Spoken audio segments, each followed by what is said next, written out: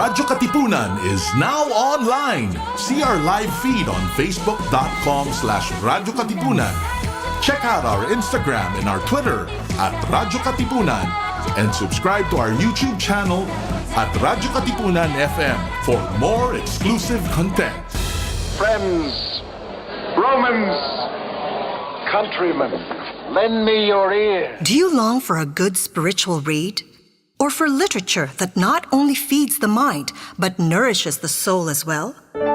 Do you want to be inspired, feel positive and hopeful about life? Then read The Windhover, the official magazine of the Jesuits in the Philippines. Written by Jesuits and their lay partners, The Windhover features real stories about the Jesuits and their various ministries. Be inspired. Be blessed. Subscribe to The Windhover. For inquiries, call the Philippine Jesuit Aid Association at telephone numbers 426-6001, locals 4890 or 4892.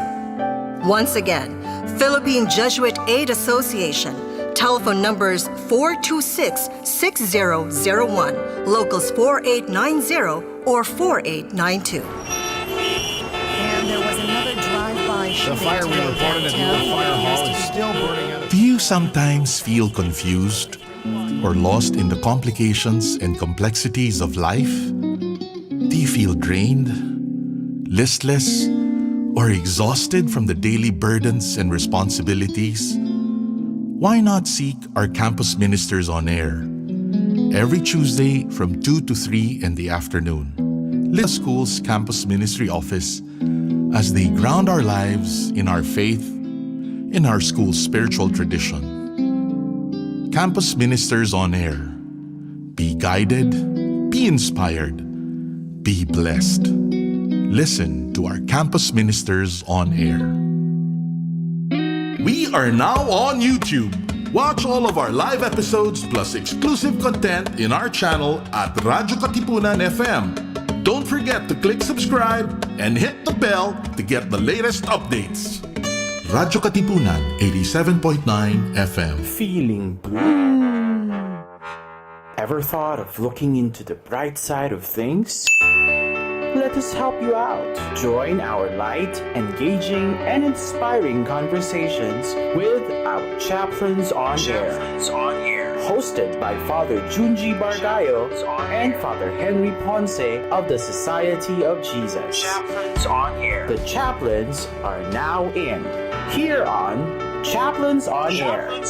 Thursdays at 6 p.m. only on Radyo Katipunan 87.9 FM. Jesuit Music Ministry, music that uplifts the soul.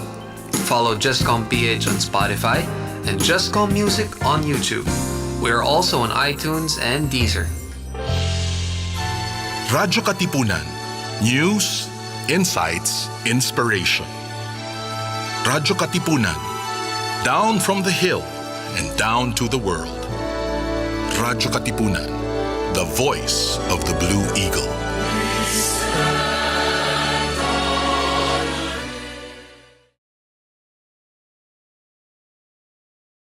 Tara na't simulan ang inyong umaga sa mga magagandang refleksyon tungkol sa ating buhay at pananampalataya. Kasama sina Cardinal Luis Antonio Tagle, Father J. Boy Gonzales at Father Nono Alfonso ng Kapisanan ni Jesus, Father Cali Llamado ng Manila Cathedral at Binibining Risa Singson Kaupeng ng Light of Jesus Community dito sa Kapit Pandasal sa Radyo Katipunan 87.9 FM. In control ang Panginoon.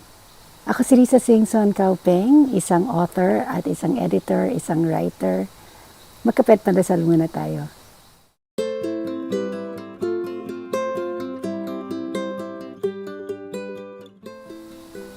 Hello from Kasok National Park dito sa Thailand.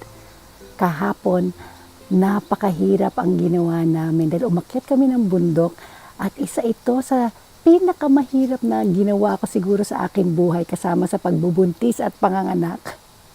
Okay, medyo OA, no? Pero sa salamat na lang sa Diyos, na hindi umuulan dahil mas lalo pang naging mahirap at madulas. Alam niyo, napakaganda ng mga tanawin na nakita ko doon. Paakyat ng bundok, tila may natural na hagdan na gawa ang Diyos gamit ang mga ugat ng mga puno. Sa pagsakay namin sa bangka, nakita namin ang napakatayog na mga bundok at mga puno na yung kanilang mga ugat ay napakalalim sa tubig. Napaalala tuloy sa akin ang mga salmong aking nababasa tungkol sa kung paano kadakila ang ating Diyos. Sa aking pagising, ito ang tanawin na sumalubong sa akin, mahinahon na hangin at mga huni ng ibon. Sa katahimikan ng aking kapaligiran, sumisigaw ang tinig ng Diyos at nagsasabing, I am in control. Kahit na napakagulo at nakakatakot ang mga pangyayari sa mundo, in control pa rin ang ating Panginoon at walang nakakaligtas sa kanyang paningin. Kaibigan, magulo ba ang iyong mundo? Natatakot ka ba sa mga pangyayari at nag-aalala tungkol sa iyong kinabukasan? Manalig ka. Ang Diyos ay nasa kinabukasan mo na. Tayo manalangin. Panginoon, sa kaguluhan ng aming mundo, paalala mo tuwing aming nakikita ang iyong kalikasan na ikaw ay in control. Amen.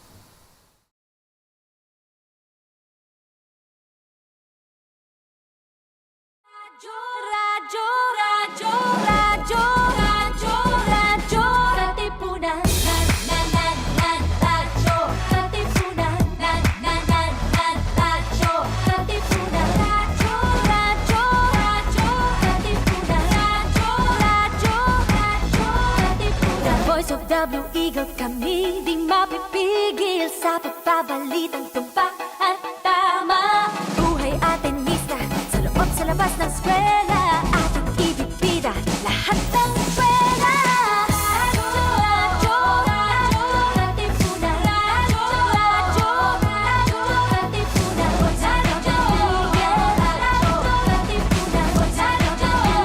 Radyo, katipunan. Kawal ni Ignacio, Katipunero sugo, todo sa kayot, tulong at tulong. Ipag Blue Eagle, galing hiding at tigil, blue and white, one big fight.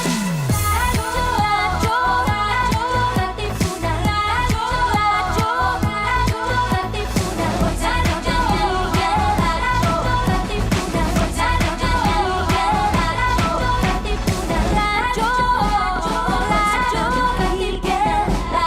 Katipunan.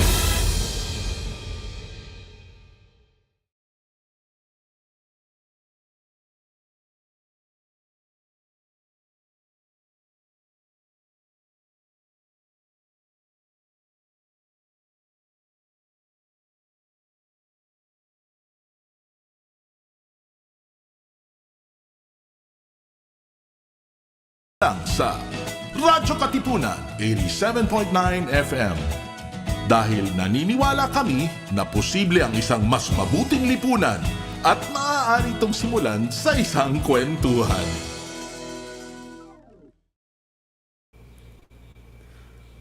Magandang umaga po sa ating lahat. Welcome to our another Friday episode dito sa Radyo Katipunan, episode of Kuwentuhang Bayan. Na magandang umaga sa mga katipunero at katipunera na sumusubaybay sa atin ngayong umaga at linggo-linggo. Muli ako po si John Warren Marquez at kasama ko po ngayon ang Associate Director for Programs ng Simbahang Lingkod ng Bayan, si Sir Carlo Abadines. So, good morning, Sir Carlo. Ayan, good morning, good morning. It's good to be back po, no? Pero iba na yung role ko. Kakalipat lang din, parang gano'n. But it's nice to be back and parang hinihintay ko nga, anong kaya sasabihin ni Jan na anong episode na to ng Kuwentuhang Bayan, no? Pero okay. Ang maganda talaga na patuloy natin pinapag-usapan yung mga ganap na nangyayari sa ating bansa, no? And sa mga nakikinig po sa atin ngayon, good morning din sa inyo. Good morning. Now, so sa nakaraan nating engagement with Sir Carlo, yung tawag natin sa ating episodes are Kuwentuhang Halalan. Ngayon naman, We call this one Kuwentuhang Pamahalaan. And yung episode natin ngayon ay pinamagatang Panunumpa, the Presidential Inauguration. So, ibig sabihin, we go after sa pag-uusap natin with pre-election issues. Now, pag-usapan naman natin yung mga kaganapan, no, sa pagbubuo ng bagong administrasyon, no. For the past episodes, we've been talking about selecting the cabinet members, no, and then selecting or choosing the Senate President and the Speaker of the House. Ngayon naman, pag-usapan natin kasi in less than 2 weeks, if I'm not mistaken, we will do our presidential inauguration. And days from now, actually, we will do the vice president inauguration. So, yun, June 30, yung ating presidential inauguration. Sorry, not election, inauguration. And hopefully, yung guest natin ngayon, Sir Carlo, maraming share, no, about the significance, historical significance, no, mga meaning, no, behind the things happening in our presidential inauguration. So, Sir Carlo, kumusta naman yung ating pagbabalik sa atin dito sa SLB? Well, ako masaya naman at excited. Alam ko naman before ako umalis, no, I was already working in SLB at ito talaga yung palagi napapag-usapan at common talk talaga to sa opisina, no. Especially after the elections, meron talagang wait and see period, no. Parang 1.5 months naghihintayin lang yung mga tao, di ba? In a sense, it's yung current president will basically have less and less influence na, no? Because, you know, at the end of the day, exiting na siya, no? Paalis na talaga siya. And the new president, all cameras are on him, no? Well, of course, nanalo naman po sa atin ngayon si President-elect Bongbong Marcos, no? So, all media attention is now on the incoming president and all his actions, no? Kaya medyo exciting kasi dito lumalabas na yung mga opinion ng mga tao at alam ko in the previous episodes medyo pinagdadaanan na natin yun. Pero yun nga, sabi nga ni Jan, papag-usapan natin ngayon ang presidential inauguration at bakit siya importante. Or I guess ano yung history niya at symbolic value na sa ating bansa. Medyo unique din kasi alam ko po yung Vice President po natin nagsabi din po, no, magkakaroon siya ng inauguration niya, no. So baka mamaya pwede din po natin kausapin yung guest natin kung ano yung thoughts din niya doon sa ganun din po, no. What does that mean, no? Has it been done before in history? So without further ado, baka maganda introduce na po natin ang ating guest today. So we have invited representative or a guest from the Malacanang Museum, no? So sana nakabisi na po yung mga iba nating listeners dito, no? Nakapag-ikot-ikot din, but he's from the Malacanang Museum and we have invited Director Ryan Faustino. Ayan, baka Director Ryan, pwede po kayo magbati po, no? Yeah, good morning. Yeah. Nice to be back sa Katipunan virtually. Kahit virtual po, no? Yeah. But yeah, maybe you can introduce yourself lang po quickly, no? Sir Ryan, maybe how did you get involved with, where did you graduate from, and how did you get involved with the Malacanang Museum? Where did I graduate from? Siyempre sa Ateneo de Manila, 1999. And then pre-divinity. Actually, wala na yata ang pre-divinity ngayon.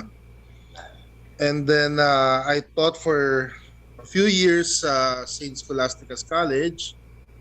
And in 2003, I entered government service as, actually, consultant pa lang ako yung 2003. Dinala ko ni Manolo Quezon kasi ako yung researcher niya.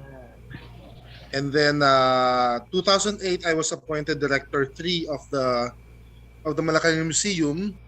When my predecessor was appointed as Director General of the National Museum, I got his position as Director 4 of the head of the Malacanang Museum. So from 2012 hanggang 2011 hanggang ngayon, I'm the head of the Malacanang Museum. Grabe. That's such an interesting and again, as part of the Malacanang Museum, no, medyo nakita mo talaga yung dalaw ng different presidents, no, over the year. And maybe just before we go deep dive into the presidential inauguration questions, maybe we can share a bit about what's the role of the Malacanang Museum. Kasi baka alam lang ng tao yun, di ba, na parang pupuntahan na lugar. But in general, what's the bigger task, I guess, of the Malacanang Museum? Well, the bigger task is to preserve the heritage of the Philippine presidency and of Malacanang Palace as the official residence of the president. So yung mga makukuha namin na related to the presidency, halimbawa campaign materials, mga speeches, we keep those for posterity. Karamihan actually makukuha mo sa mga junk shop, sa mga yung mga thrift stores. Yeah. So marami na kami nabili doon to augment our collection. Of course, it's nothing without presenting it to the public. So we organize galleries dito sa Kalayaan Hall, and we organize tours for everyone for free. So wala nang bayad ang tour sa museum. Actually, was Besides able to... our ordinary jobs as as employees of the Office of the President. Kasi ako halimbawa, may mga committees din ako. Yeah. Sa Malacanang, sa Office of the President. So yeah, so hati ang oras ko between my committees and my main job as director of the museum. And I was able to visit Malacanang Museum 2 years ago bago yung pandemic, no? And napakaganda yung mga items na inilagay doon. And parang you if someone will go to Malacanang Museum, parang dadalhin ka talaga sa time kung saan nangyari yung mga bagay na yon. And there was also, I think, not just the campaign materials, but also I think gifts from gifts given to the presidents. Tama Yes, po ba, sir? Meron yes. din doon. Yeah. Kasi yung halimbawa, usually yung mga incumbent presidents, ang ginagawa nila, pinapadala sa amin yung mga natatanggap nila so we can show it to the public. Siyempre, after ng term nila, binabalik namin yung karamihan. Hindi man lahat. Siyempre, may tinatago kami for ourselves para may maipakita pa rin kami. Okay. So thank you, sir, for sharing a short background, no, and your experiences then sa Malacanang Museum. But maybe we can jump na to our main topic for this morning. Since we'll be talking about the presidential inauguration, can you give us a short background when we say ano ba ibig sabihin ng presidential inauguration? Ano ba ang basis nito and ano ba yung mga tradisyon na fina-follow natin sa ating presidential inauguration? Kung titignan nyo yung inauguration ng US President at saka ng Philippine President, halos pareho because most of our traditions we copied from the American example. Like yung mauuna muna ang Vice President before the President na mag-oath taking. Yung may parades, syempre merong mga prayers, etc. Well, yun naman sa US, parang ang example, ang pinanggagalingan naman noon, yung usually mga coronation ng mga hari, mga reyna. That's the medyo tangible example na nakikita ko na pinanggagalingan ng presidential inaugurations. Pero kasi ang importance ng inauguration is, one, it is a break from the past. You are starting something new. And when you start something new, parang you make a new covenant. You make a new agreement with the people. You make a new contract, and that is sealed with an oath. Halimbawa si Abraham, he had a covenant with God, and ano yung tangible sign nun? Circumcision. Of course, we cannot expect our president to be circumcised again. So parang gano'n, di ba? May symbolic and may tangible na ceremony para to show that this is something new, and we are doing this because public office is a public trust. and it is the presidency is basically a covenant with the people. So yun ang pinaka symbolic na meaning ng inauguration kasi. Ang ganda kasi I like the emphasis, no, Director Ryan, na sinasabi mo it's a covenant, no, and agreement with the people. At parang naalala ko lang talaga, meron talagang section doon, di ba, sa Constitution that all of government's power and sovereignty emanates from the people. Resides in the people. Resides, yes. di ba, and emanates from the people. Without the people, there cannot be any government, there cannot be any presidency.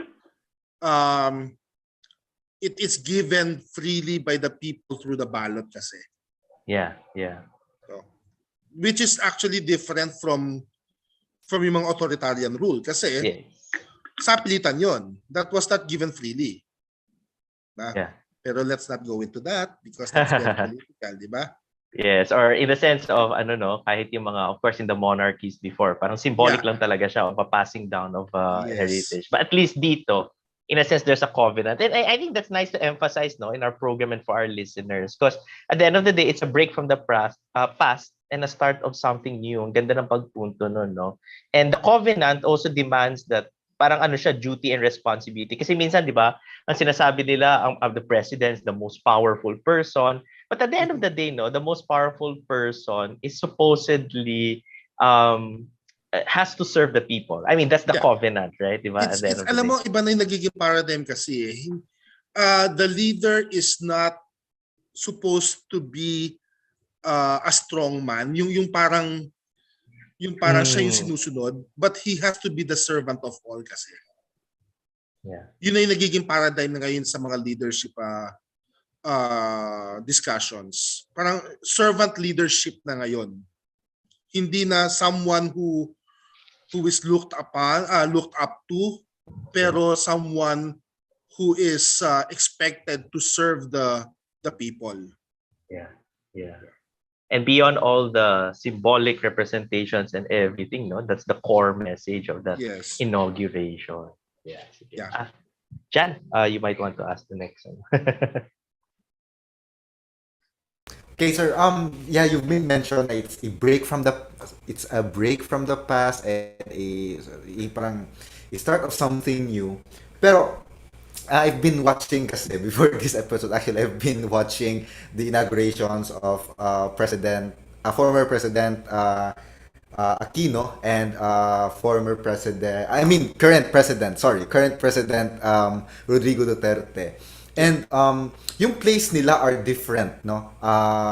Si President Aquino is nasa sa Quirino Grandstand, while si President Duterte naman is sa Malacanang. Now, with regard to the place, with regard to the dates, no, of when and where does the inauguration take place, meron po ba sinusunod or is it really strict na sa Malacanang or sa Quirino Grandstand lang, or what's your thought about this, sir? No, there is no law. There is nothing written which states na you have to be inaugurated here or there.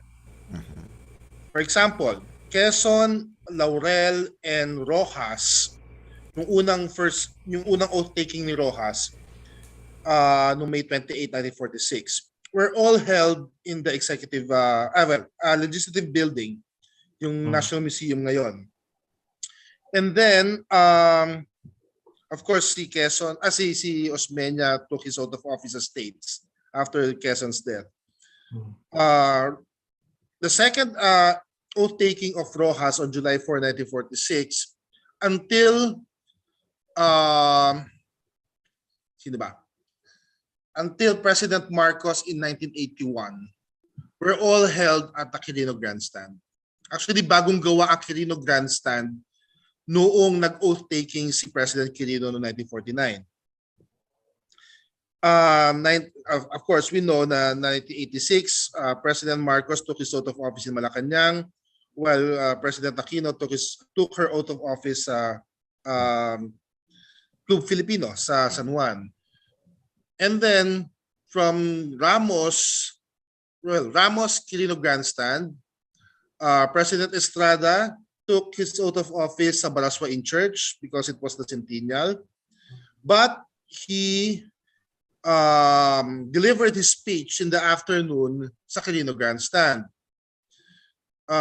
Same with the GMA in 2004. Well, 2001 kasi, doon siya sa Edge Shrine. Noong 2004,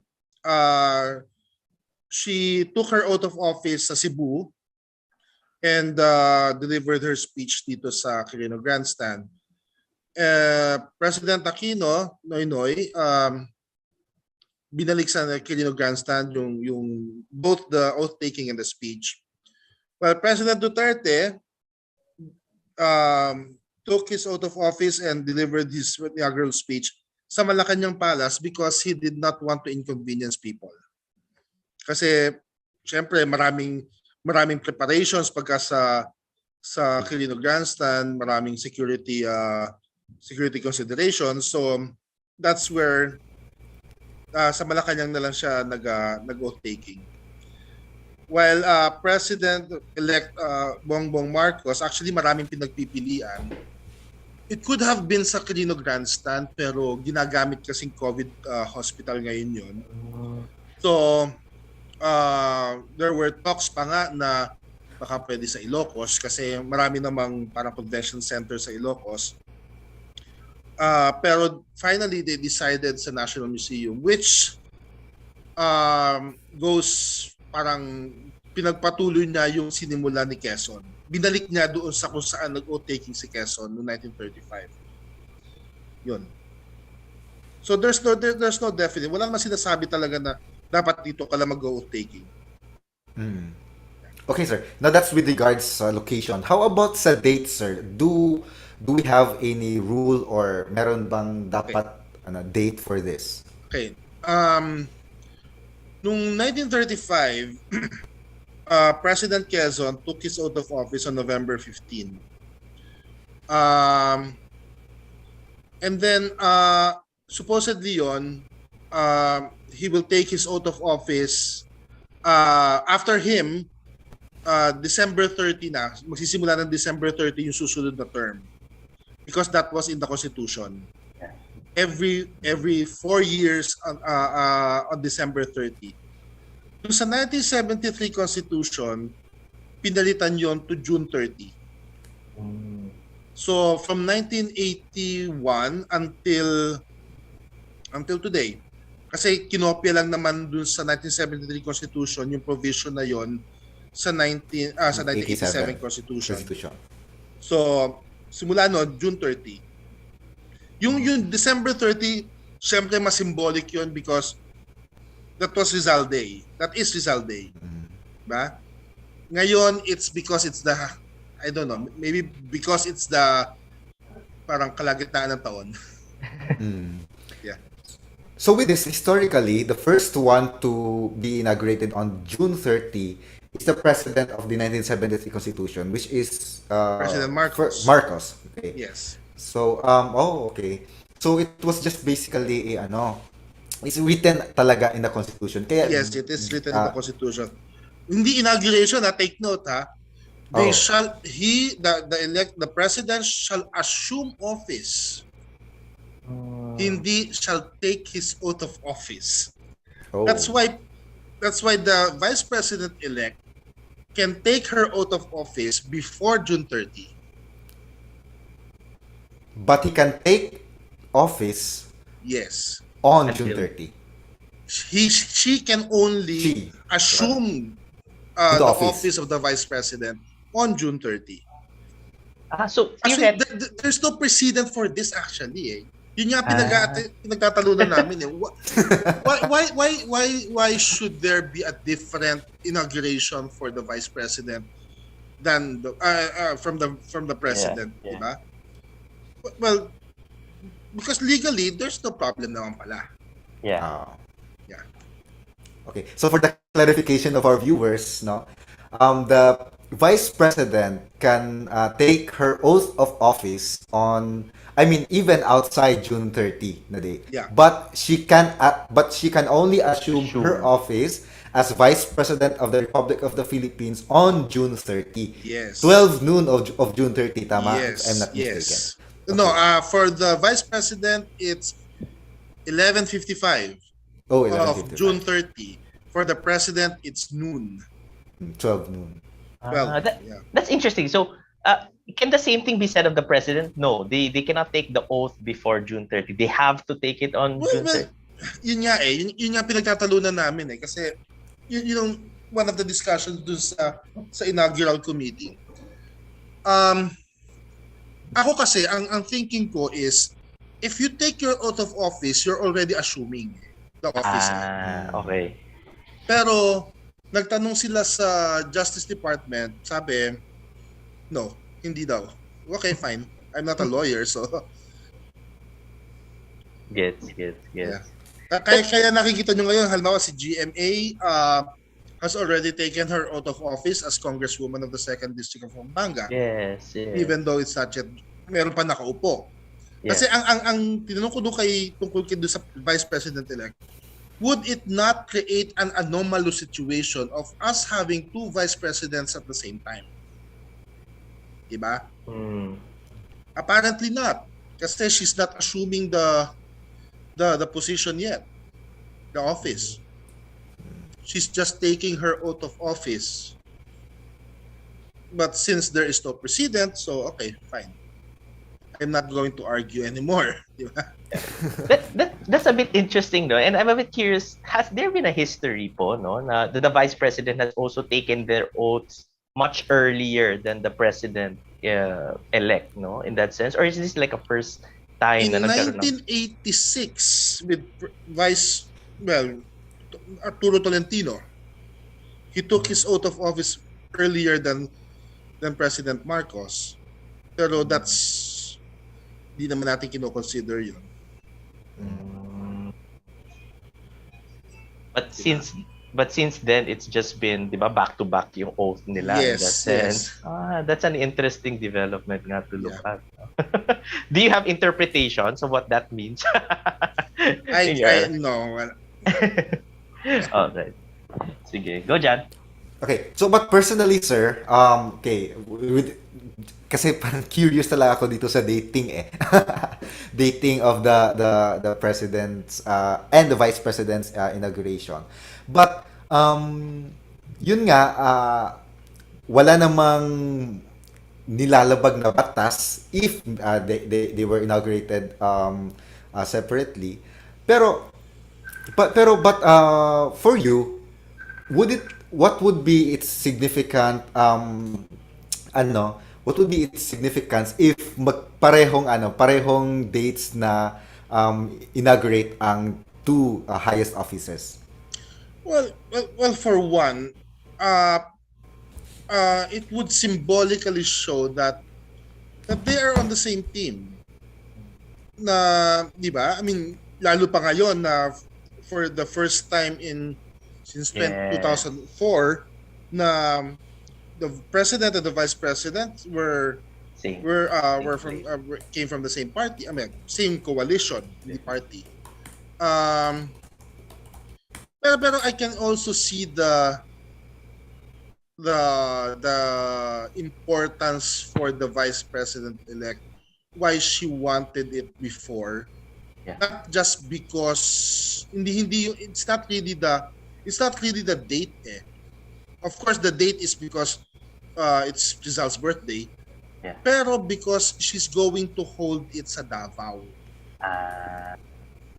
She is the first vice president na i-inaugurate sa Davao, sa Mindanao. Yeah. Okay. Mindanao. I cannot say that she's the first vice president to come from Mindanao because Pelaez came from Mindanao. Pero she's the first to be inaugurated in Mindanao. So parang in a way parang it's going to take the parang ano ba, how do I say this? Yung significance of Imperial Manila. Kasi yun ang palagi nilang inaano Everything is centralized sa Manila. Pati ba naman ang inauguration. So this is our time to for the other provinces, for the other regions to recapture power siguro. Yeah. That's a beautiful way to put it, no? Because as you mentioned also, there was this idea as well of President-elect Marcos of having it in Ilocos, no? And I Yes. think that would have been a powerful symbol in that sense, Right. no? The whole thing. But at the end of the day, it ended up in NCR and mukhang yun yung nagiging default po, no? Well, kasi unang-una, yung logistics na pupunta sa Ilocos, it's very difficult eh. Kasi you have to transport the diplomatic corps. You have to transport everyone, the guests. We're not even sure if the hotels in Ilocos can accommodate all the guests. Yeah. So mas malaking problema yun kaysa dito sa ano. Para mas convenient talaga na dito sa NCR. Yes.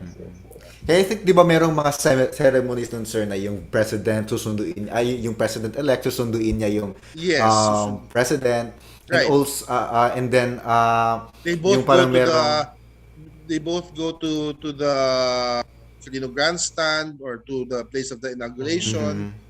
And then as pagkatapos i-troop ng line ng outgoing president, he goes back to his car and then goes enjoys private citizen life. Pero I think I'm not sure, maybe ganun pa rin ang mangyayari ngayon since the vice president elect is going to have her own inauguration. So maybe that is what President Duterte is going to attend, and he will just go through the motions on June 30 for the president elect. Yeah. Although I'm not sure if he's going to attend the inauguration. Kasi the first time na I think the first time na nag-witness ang outgoing president sa whole inauguration ng incoming president was in 1992 with President Ramos and Cory Aquino.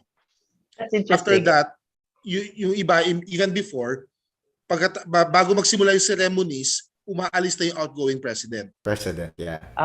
Is it because it's probably because the pattern is that the one that gets elected is not the endorsed in that sense, no? Not necessarily, no. Ilang beses naman na nangyari na yung kahit na kapatido niya umaalis talaga because that's the tradition to give more to give attention to highlight the incoming president kasi. Ang galing. All right. Pero siguro President Aquino wanted to witness the peaceful transition of power since 1965. Yeah. So she wanted to be in the Aquino grandstand with the FVR. Ang ganda. Interesting kasi when you look into the details, no, you see all these small symbols, but it also holds a meaning, no, when it's really talked about in the public. Sige, I guess we can go to the next question about, I guess, comparing different presidential inaugurations. What do you expect would continue, and what do you expect would be something new, no, compared to previous inaugurations? And I don't know if there is a factor in the fact that this is the first time we've had a majority president and vice president, no, with a 60%, close to 60%, no. Yeah. So do you think that changes the nature of the? No, I don't think that has any bearing to the ceremonies themselves. Pero meron sa last meeting na na-attendan ko, it's going to be more of the same. Same, except for the oath taking of the vice president, which is going to be much earlier. I don't know kung may parade. Yun lang. Kasi dati may social civic parade yan eh. It's going to start with a prayer, syempre. With the national anthem, with a prayer, and then siguro may a few numbers na musical, and then oath taking of the vice president or oath taking of the president, inaugural speech, and then he leaves to go to Malacanang.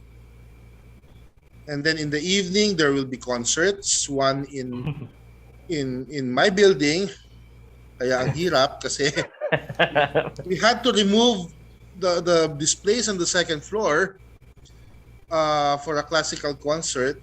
Yeah. And there's also a concert yata outside sa Mindiola. Yeah.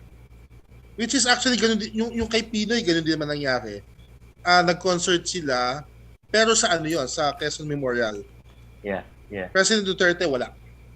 Wala at all. Wala. Simpleng-simple yung kay President Duterte.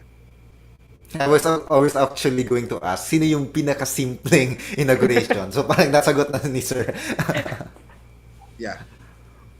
Yun ang pinakasimple na naranasan ko. Yeah. Okay, sir. So, you've mentioned some parts of the inauguration, no? So, ceremony. Pero, matanong ko lang, do you see any symbolic thing na parang focusing on democracy, no? Parang, for example,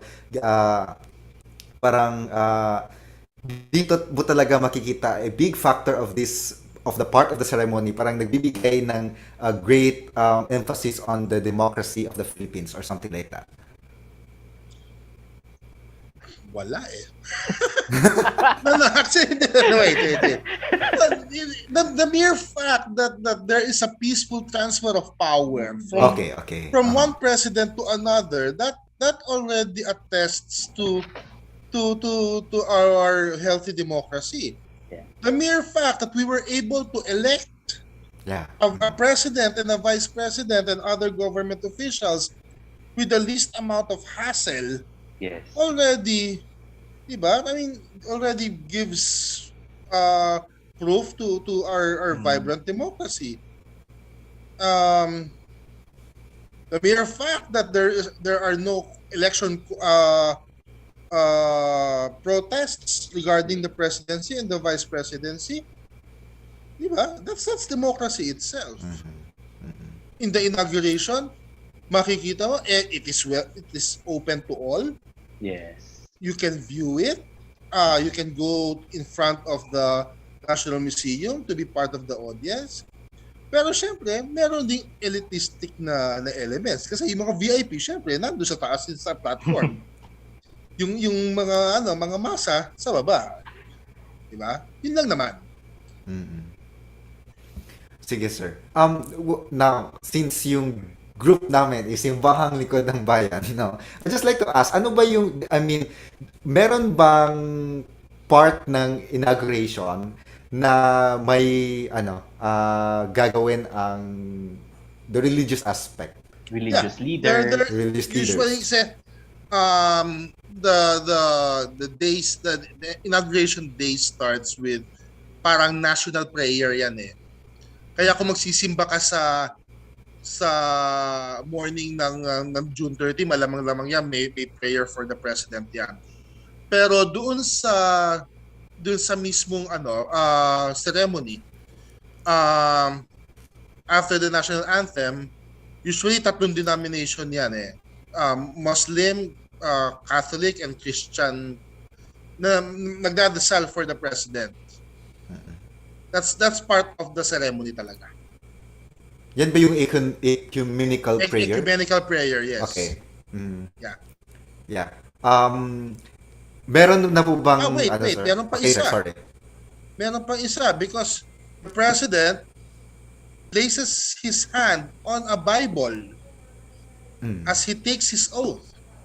So it's not just an oath to the people. It's not just a covenant with the people. It's also a covenant with God. Kasi, well, kung Muslim siguro sa Quran, pero in our case, actually pinapaayos na nga nila yung old Bible nila kasi doon siya mag-oath taking, doon niya ilalagay yung kamay niya. Diba? So that's the religious thing there. So meron na bang sir, balita or confirmation if sinong bishop ang attend for the ecumenical? Wala pa siguro, pero I would guess the head of the CBCP, si iba. Coaches, hindi pwede si Ambu. Ay, sorry. baka kung ano masabi ko. I don't know. Siguro someone na medyo lang naman. Hindi masyadong palaban siguro. Okay, so no comment wala ako dyan. Hindi ko alam. Wag Gusto ko na lang. Sige, sige. We'll not go deeper na lang. Surprise doon. na lang po sa June Yeah. 30. Kasi sa last inauguration, it was Archbishop Romulo Valles, a close friend of President Yeah, because he's the Archbishop of Davao. Yeah. Yeah. Okay, so yun din, isa din sa parang aabangan natin kung sino We don't even know who will administer the oath. Kasi ako I have no knowledge kung sino kasi hindi naman porke ikaw ang Chief Justice sa'yo magte-take ng oath. I thought it was automatically hindi pala yung automatic. Pinoy did not take his oath of office before Corona. Yeah. Cory Aquino did not take her oath of office before Chief Justice Aquino. It was Tihanki. Yeah.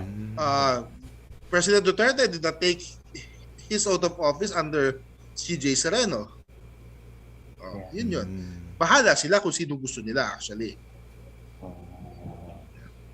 Pero these things, sir, these details na mga ganito, hindi malalaman lang ba natin ito, malalaman lang ba ito ng public during the inauguration itself or merong mga announcements or something like May that? May announcements yan. Actually, they're going to print the programs naman eh. Okay. So, malamang-lamang yan, may magli-leak yan ng information. Okay. Sige, sir. Sige, Sir Carlo. Sige, well, ano lang siguro. Sige, I guess now moving forward a bit, no? As the director of the Malacanang Museum, I guess we're also interested to know what your thoughts are on having, I guess, another Marcos to take office as the president of the Republic of the Philippines. And hindi naman po siya, alam mo yun, there's always been a trend, di ba, that the president and yung anak somehow in the future ends up becoming the president also. This is the third time, actually. Macapagal, Yeah, this is the third Aquino. time. Yeah, this is already the Para third sa 2028, it's going to be Sara Duterte. di ba? Parang ganun. So there seems to be a trend that's happening. But what are your thoughts on this? Especially, I guess, so symbolically, the inauguration is the start of something new. But we knew that the elections, to a certain extent, was very polarized, di ba? Parang nag-away talaga yung mga tao, di ba? It was a very polarized thing. So what do you think of that, no? With the incoming president having a Marcos now in Malacanang after 30 plus years. 37 years. Yeah, 37 years. Yeah. You know, totoo lang, give the guy a chance. Diba? You may not like his father or his family, pero siya yung binoto ng tao eh. So, if he falls, we all fall. If he rises to the occasion, tayo rin naman makikinabang dun eh, di ba? So, let's just support him kasi siya yung pinili na nakararami. Actually, hindi lang plurality. Yeah, majority for the first time in how many years. I actually have great hopes for this presidency. Kamukha nga nang sabi ni Senator Amy, it's rare to be given a second chance. And I think na they will make the most of the chance that the electorate has given them, and particularly the president-elect, to make good on his promises. And whatever doubts that may linger in the minds of those who did not vote for him, through his actions, he may eventually win them over to his side, diba? So I mean, let's not prejudge the person. Although of course you cannot get rid of your prejudices that easily. Pero malay mo naman, you keep an open mind. Malay mo. We're hoping for the best. And so far, I think with his appointment, nominees pa lang, he's doing a great job. He's really picking the best of the best and the brightest. of those, yung mga nakita kong napili niya. Hindi ko sinasabi lahat, pero mukha namang karamihan doon ay talagang qualified naman talaga at may alam sa gagawin nila. So basically, sir, sige, Sir Carlo. I think that's one of the things, no.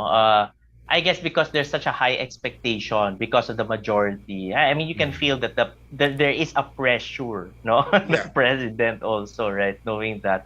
And I think initially, if you just see the news, tama po, no, there are really people thankful. I guess that the cabinet members that are being appointed seem to have the credentials at least, no? Or at least have strong government experience, even across different presidentiables. Right, no? So, right. Diba? Even supposedly... Like kanina lang, in-announce na ang Solicitor General is Secretary Guevara.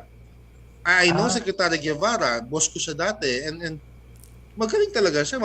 Totoo lang, mabait si Secretary Guevara. It would be a waste if he's not appointed to any government position. So and nagsimula siya sa government service nung panahon ni Pinoy.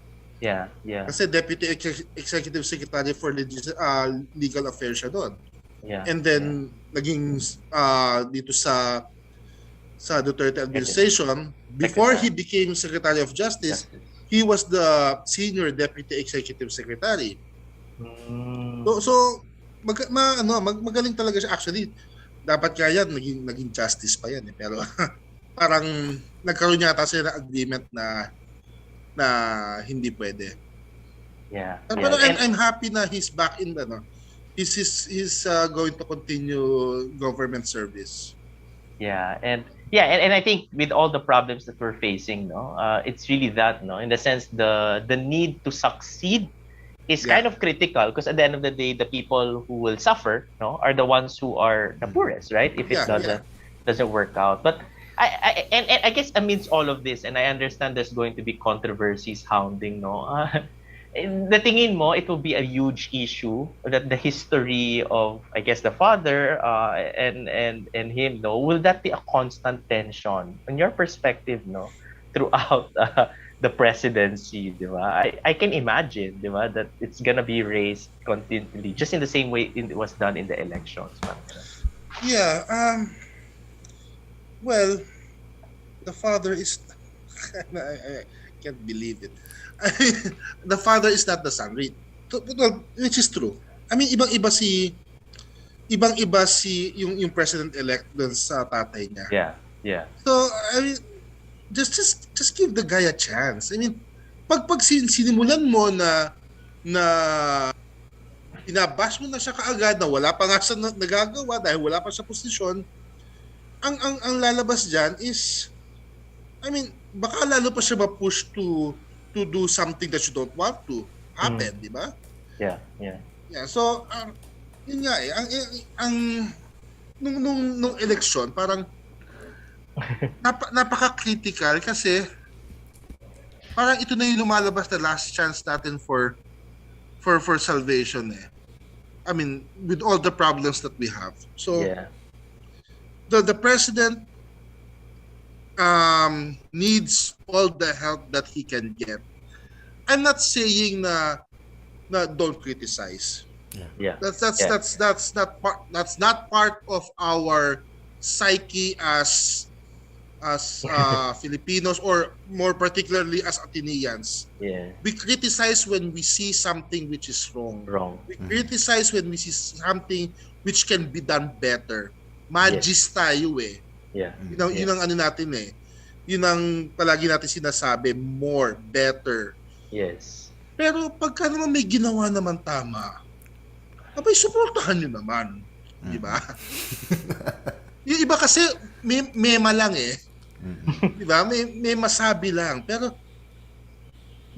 yun ang naging problema sa current administration. Totoo lang. He was not given a chance from the start. Parang ang nangyari hindi pa man nakakaupo, binabash na siya. So I think that affected him in his decisions. And yung tingin ng ibang tao sa kanya nakukulayan na kaagad ng mga prejudices. I'm not saying that President Duterte is perfect. Far from it. Pero he's done things naman na okay naman. I mean, buhay pa tayo, di ba? Yeah, yeah. I mean, with the pandemic going on, there are other countries who which do worse than we did or we do. So there, he must be doing something right. Yeah. Kahit sabihin mo hindi siya, kahit sabihin mo yung mga underlings niya ang gumagawa ng lahat ng trabaho. Pero remember, this is command responsibility eh. Yeah, yeah. So kung ano yung ginagawa ng underlings mo, those people are your alter egos. Kung ano ginagawa nila reflects on you as the leader talaga.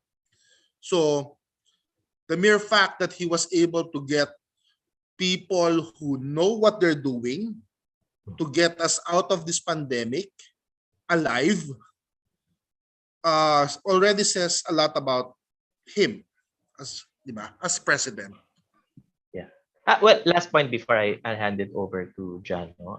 Even in Simbahang Lingkod ng Bayan, kami naniniwala din kami sa lights and shadows. No? Yeah. In every administration, there's lights and shadows. And every time we give a national situation or we tell people, at the end of the day, each administration has its lights and has its shadows. No, there are things that will be good and bad. No, and I guess totoo, no, there must be in a sense a certain openness. And I guess this is also the resistance for polarization. Personally, yung opinion ko, no, when people have polarized, you kind of need to create another space, di ba? Na medyo pag-usapan natin to na maayos, na let's criticize what really needs to be criticized and hold people accountable for the things they need to be accountable for. Pero tama din eh, di ba? Parang hindi na makikinig yung tao kung nega lang lahat. Di ba? Ang problema kasi is yung sobrang polarization na you cannot even find the middle ground anymore. Yeah. Di ba? Parang ako kasi, alimbawa, sige, yung mga kaibigan ako, iba yung sinuportahan nung eleksyon, may iba akong sinuportahan ng eleksyon. Yung iba, they para wala lang away, they block people.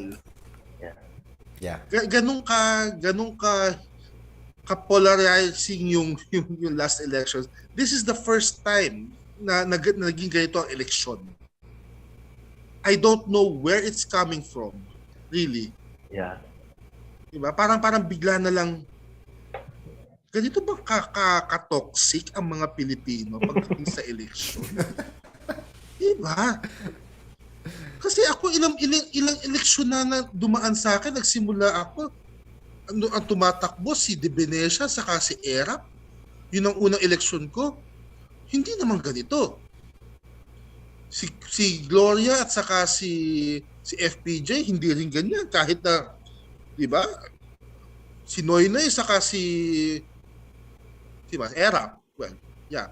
Hindi. Wala ka nakikitang ganyan. Pero, yung influence ng social media siguro kasi, na mas madali mag-broadcast ng information or disinformation or misinformation, at mas marami kang napapaniwala at the least amount of time.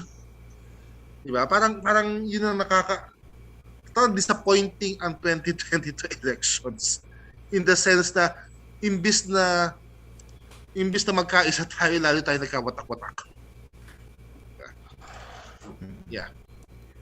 Okay, so thank you very much, sir, for your thoughts, no. And I really like this, the discussion that we have, and it brings us into realization na, well, the result of the 2022 election will serve as a beginning of a new life for the Philippines and for the Filipinos, no. At the same time then, kung ano man ang mangyari sa for this administration, ang magdudusa or ang makikinabang ay tayo din naman lahat, no. And maganda yung sinabi ni sir, going back to presidential inauguration, the presidential inauguration is a break from the past and a start of something new. And yung mangyayari in the future, no, for the next 6 years, we appreciate all the good things that the next government or the next administration will do, and criticize, no, kung meron man tayo nakikitang mali or meron mang pwedeng mas magandang gawin. So, on behalf of Simbahang Lingkod ng Bayan and Radyo Katipunan, thank you very much, Sir Ryan Faustino, sa sagot sa aming invitation. Welcome. Alam ko medyo mahirap, pero baka meron po kayong mga final things din that you want to share with our listeners. Well, bisita lang kayo din sa museum. Sige, libre naman po kami dyan Libre for everyone. Pero, syempre, may security concerns, so you have to send us a reservation, and then yung vaccination card nyo, pakita nyo rin. Pero marami naman kayo matutunan dito. Okay, so when mag-start ulit mag-operate? Malamang July 5 kasi inaayos kayo sa itaas for the concert. Ang sabi sa akin is ibalik ko daw yung mga display case not before July 5. So malamang July 6 namin mabuksan ulit. Great. Or something like that. Okay. Sige. So again, thank you, sir. Sir Carlo, do you have final things to say? No naman. I think this conversation was a great realization also for me, no. I think there's a lot of things to reflect, and kahit dito ba din sa Simbahang Lingkod ng Bayan in our Kuwentuhang Bayan, we really invite different opinions to come in, no. And amidst polarization, I really think that medyo necessary talaga magbuo ng espasyo kung saan, alam mo yan, come to a middle ground, have a good conversation about what needs to be changed, what needs to be improved, what needs to be held accountable. No? At I guess yun na yung siguro yung biggest ko din out of this whole program. So thank you, Sir Ryan, kasi I think this parang Hegelian na lang. Wow! Wow! Mga philo majors talaga. Thesis, antithesis, saka synthesis yan. Na mababago ulit ng thesis, antithesis. Wag mo sabihin Hegelian kasi hindi nagtatapos yan. Kailangan meron tayong pagtatapos. Okay, sige. Thank you very much, Director Ryan Faustino of Malacanang Museum. Muli, mga katipunero and katipunera, maraming salamat sa pagsubaybay sa aming weekly episode. See you next week dito sa ating weekly program, Kuwentuhang Bayan, Kuwentuhang Pamahalaan dito sa Radyo Katipunan. Thank you everyone and have a nice lunch.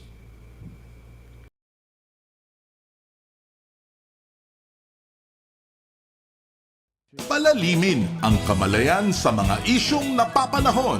Makisangkot at makiisa kasama ang Simbahang Lingkod ng Bayan, ang social-political apostolate ng Kapisanan ni Jesus. Ito ang Kuwentuhang Bayan mula alas 11 ng umaga tuwing Biyernes dito lang sa Radyo Katipunan 87.9 FM.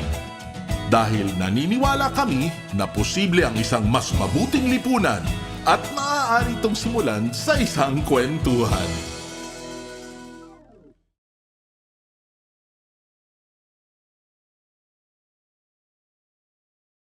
Radyo, radyo, radyo, radyo, radyo, radyo, radyo, Katipunan. Radyo, radyo, radyo, Katipunan. Radyo, radyo, radyo, Katipunan. Radyo, radyo,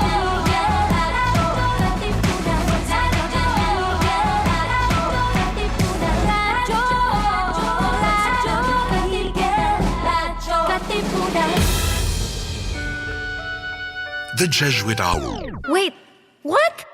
No! Let's try that again. Join the fun bunch of the Hugot Hour with Father J-Boy as we talk about anything and everything under the sun.